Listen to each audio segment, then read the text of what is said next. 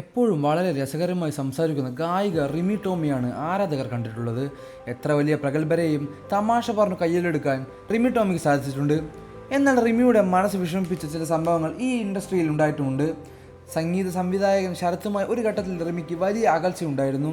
ഇതേക്കുറിച്ച് റിമി ടോമി തുറന്ന് സംസാരിക്കുകയാണ്. എന്നെ കളിയാക്കിയാൽ വിഷമമുണ്ടാകും. നമ്മളെ ഇഷ്ടമില്ലാതെ കളിയാക്കിയാൽ നമുക്ക് മനസ്സിലാകും. ആ വ്യക്തിയോട് 5 മിനിറ്റ് സംസാരിക്കുമ്പോൾ തന്നെ ഇവർ നമ്മളോട് പൂർണ്ണമായും ഇഷ്ടത്തിലാണോ അതോ ആ വ്യക്തി നമ്മളെ ഒന്ന് കളിയാക്കാൻ പറഞ്ഞതാണോ എന്ന് മനസ്സിലാകും.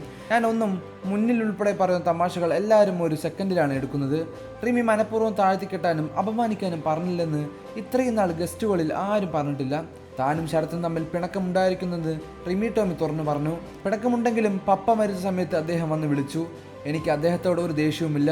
പി ജയചന്ദ്രൻ സാറും ശരത് സാറും എല്ലാമുള്ള റിയാലിറ്റി ഷോ എന്നെ ആ ചാനലിൽ നിന്ന് വിളിച്ചു.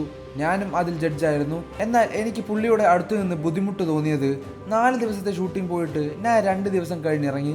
ശരത്തേട്ടൻ്റെയും എൻ്റെയും തമാശ രീതിയും ഒരുപോലെയാണോ? ഞാൻ അത്രയും ക്രൂരമായി പറയുമോ എന്ന് എനിക്ക് സംശയമാണ്. അത് പിള്ളേരുടെ അടുത്താണെങ്കിലും ഞാൻ അങ്ങനെ ചെയ്യില്ല. ശരത്തേട്ടനോടൊപ്പം കൂടെയുള്ള ജസ്റ്റിനെയും പെരുമാറ്റം മോശമായിരുന്നെന്ന് റിമി ടോമി പറയുന്നു. പി ജയചന്ദ്രൻ സാറെ ഒരിക്കലും ഞാൻ പറയില്ല. അദ്ദേഹം എന്നോട് എങ്ങനെയൊന്നും സംസാരിച്ചിട്ടില്ല. അവരെക്കാൾ വിവരം കുറഞ്ഞ ഒരാൾ ജഡ്ജായിരുന്നതിൻ്റെ ബുദ്ധിമുട്ടായിരുന്നെന്നും റിമി ടോമി പറഞ്ഞു.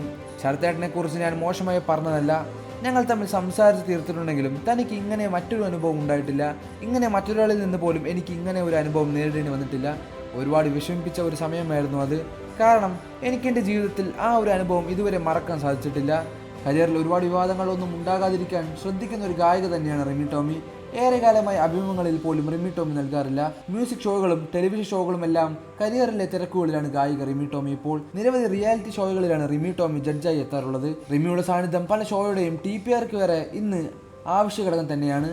അത്രയും ജനസ്വീകാര്യത ഇന്ന് റിമി ടോമിക്കുണ്ട്. ഒരു ഗായിക എന്നതിനൊപ്പം ഒരു വേദിയെ കയ്യിലെടുക്കാൻ പറ്റുന്ന മികച്ച പെർഫോമർ തന്നെയാണ് റിമി ടോമി. റിമിയേക്കാൾ പ്രഗത്ഭരായ സീനിയർ ഗായകരായാലും മാർക്കറ്റ് വാല്യൂ ഷോകളിൽ റിമിക്ക് ലഭിക്കാനും കാരണം താൻ ഒരുപാട് തമാശകളെല്ലാം പറയുന്ന വ്യക്തിയാണെന്നും, പക്ഷേ അതൊരാളുടെ മനസ്സ് വേദനിപ്പിച്ചുകൊണ്ടല്ല.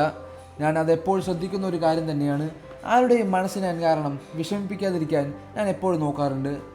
അതുകൊണ്ട് തന്നെ ഇങ്ങനെ ഒരു അനുഭവം ഉണ്ടായപ്പോൾ അത് എനിക്ക് സഹിക്കാവുന്നതിലും അപ്പുറമായിരുന്നു. പക്ഷേ ഞങ്ങളത് സംസാരിച്ചു തീർക്കുകയും ചെയ്തു. എന്നാലും എൻ്റെ മനസ്സിൽ ഒരു കരടായി ആ വാക്കുകൾ പലപ്പോഴും കടന്നു വരാറുണ്ട്. കൂടുതൽ വാർത്തകളും വിശേഷങ്ങളും അറിയാൻ ഈ വീഡിയോ ലൈക്ക് ചെയ്ത് ചാനൽ സബ്സ്ക്രൈബ് ചെയ്ത് സപ്പോർട്ട് ചെയ്യുക.